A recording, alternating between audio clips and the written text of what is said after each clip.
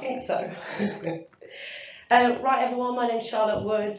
I'm a second year student studying wildlife and conservation management at SOUC. I'm here today to talk about the University Mammal Challenge.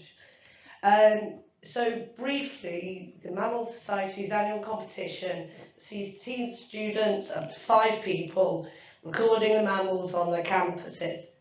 The competition runs from the beginning of November to the end of March. So let me see if I can work with technology.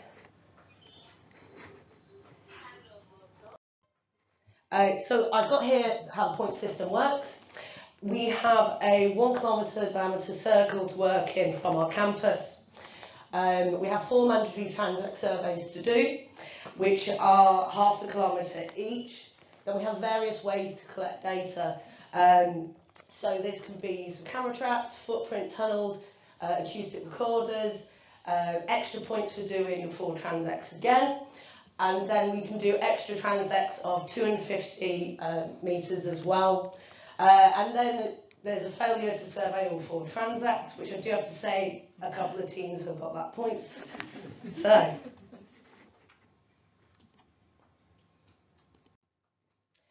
So every member of the team has to download this app. It's really, really easy to use. I highly recommend it because we've got a thing where we put in that we're part of AMAC, but you can use this absolutely anywhere. You literally start a survey, comes up with a map, tell you where you are. It's quite cool because it can tell you where you're walking. When you record a sighting, you press add sighting. It comes up with a whole list of mammals, and then the final stage is to add a photo and what type of sighting it is. So this is our team. We call ourselves Craven Critters. It's myself as team leader. Our other team members couldn't be here today because they'll have work commitments. We've got Kenneth Hillock and Mike Graby, who are both in my year. Then we had a latecomer to the team, Danny Thomas, who's in the year below. We found that when we were setting up the team, quite a lot of the first years were interested, but a little unsure about doing it. So it was really nice that partway through, Danny turned around and was like, hey, I actually want to join you guys.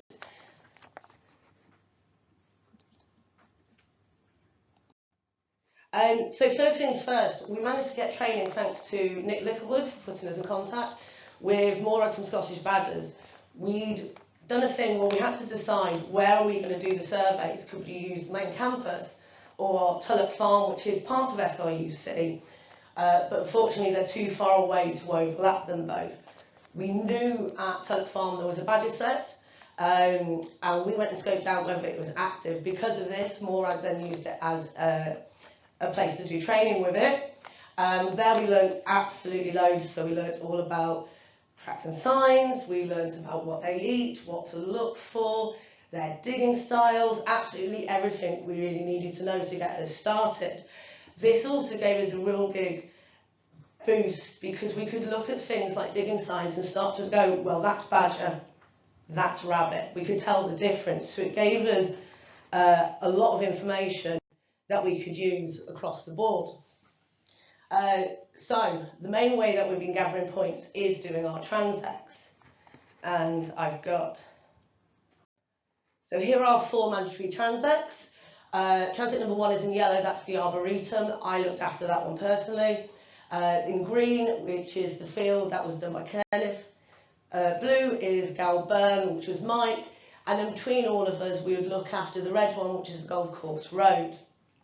We tend to go up, one of us do it, and the next person would just do random transects absolutely everywhere to cover as much ground as possible. So I've got a collection of photos now of just things we've seen. So of course on the left we've got the track underneath a fence where it's collected badger hair. And we've got on the other side, this is where deer have been jumping over a different fence. We've got foxhole on the left. And then we've got the rabbit hole on the right. Molehills, my favourite to see. Digging signs from the rabbit, another molehill, because as I said, I do like them.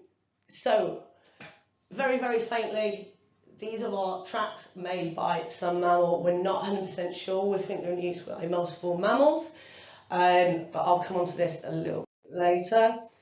Droppings, of course. My phone is full of pictures of droppings, which I'd never thought I'd see. And then, thanks to Morag, we were able to identify this snuffling marks on the left, and probably the nicest badger print that we managed to get a photo of. Unfortunately, they look very, very nice in real life, but getting photos of prints isn't the easiest thing to do. We had a wonderful day where it snowed, absolutely great for tracking. So this is my favourite one of the fox one got, where you can really clearly see defined the X going through it, which distinguishes it from dog prints, of course. And then it was really nice seeing the red squirrel prints going from tree to tree, where they'd come onto the ground, were scuttling around. Rabbit, of course, hopping along. And this is jigging signs from a badger as well.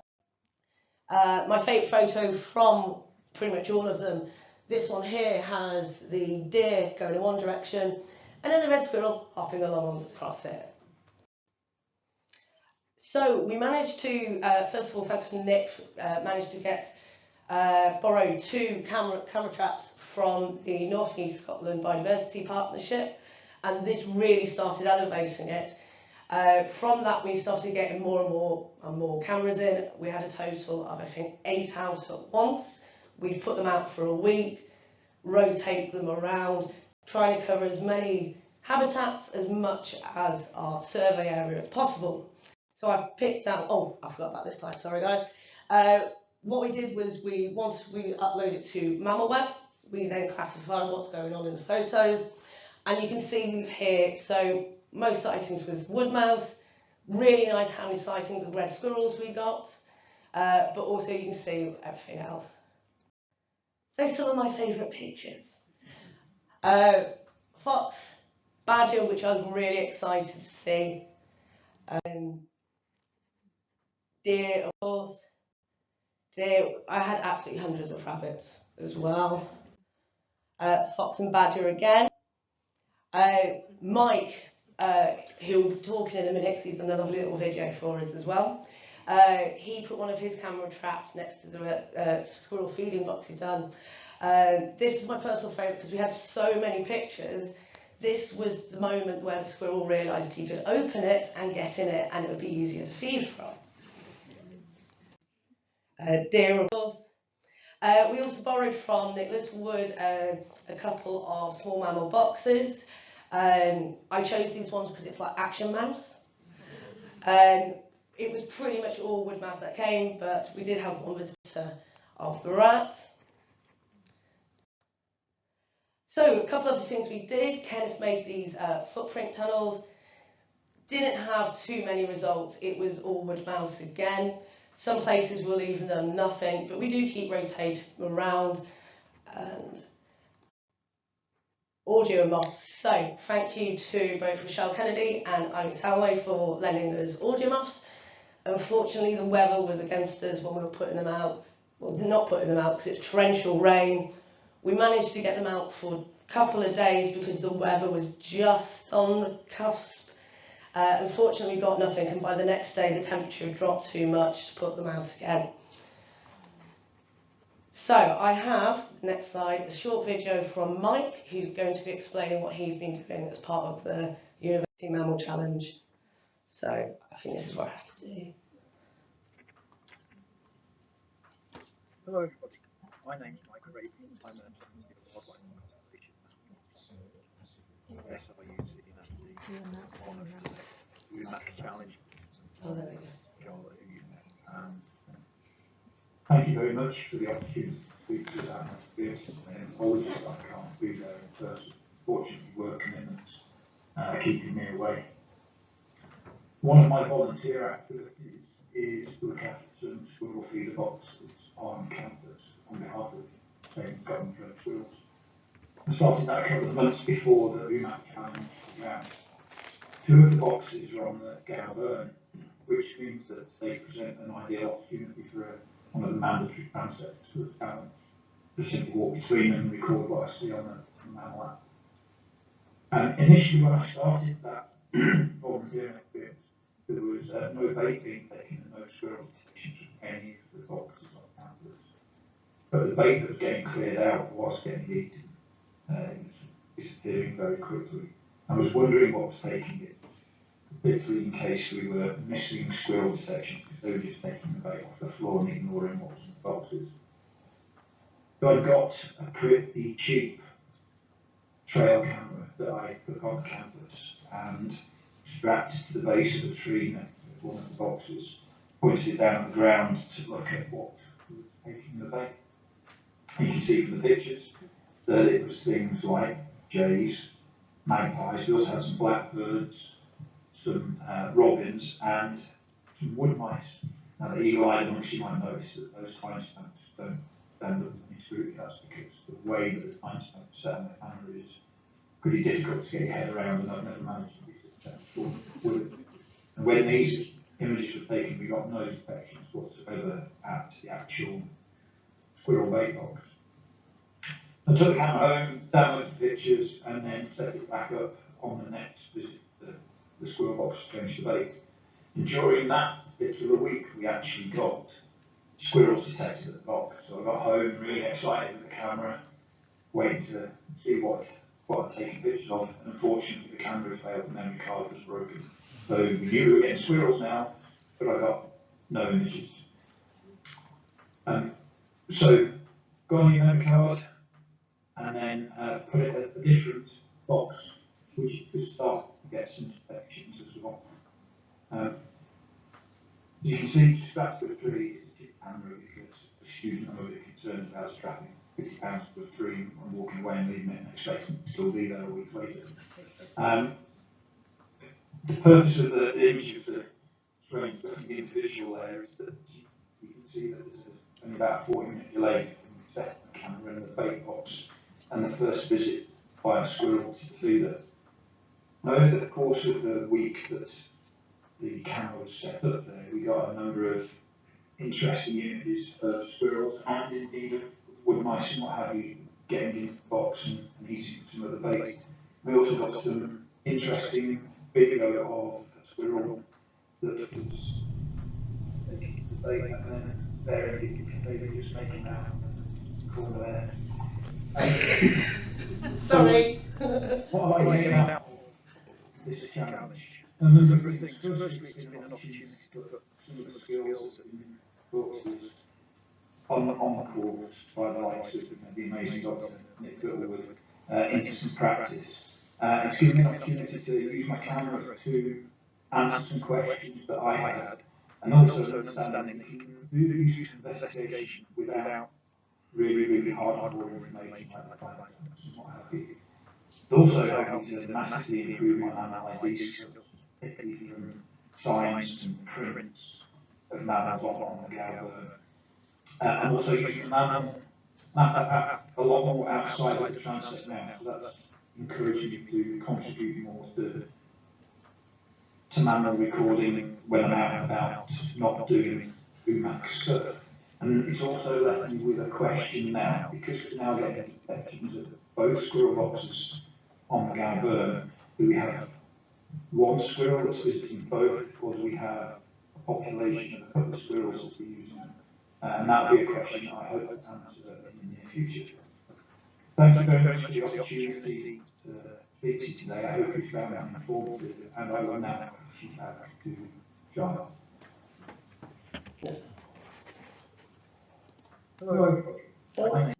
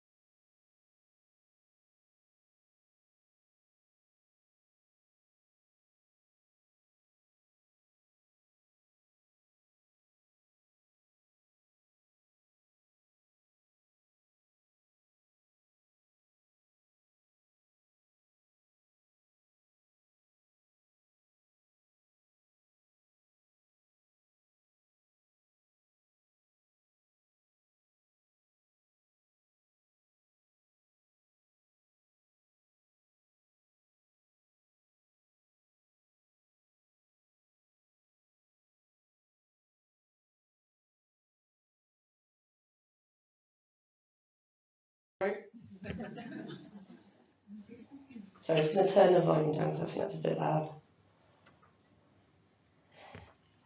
So guys, this really has been a wonderful experience. Us as a team have learnt so much, and it's been really, really nice how many of the students wanted to get involved, are interested in this. We've had so many students approach us asking us, how do we do a transect? What are you looking at? Oh, I saw this, can you come and check it out? It was really nice that we gained the knowledge from that. There's been so much interest that tomorrow a group of us are doing the badger training again. A lot of the first years getting involved. We're really, really excited for next year. We're already planning it now. We're really hoping to get 2 teams going, one to take Tulloch Farm, one to take the main campus.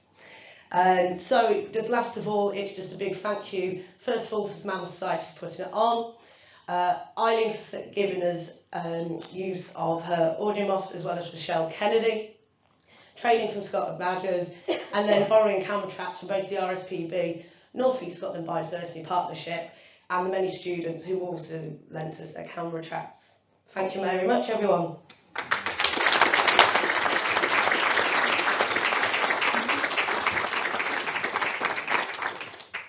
Any questions?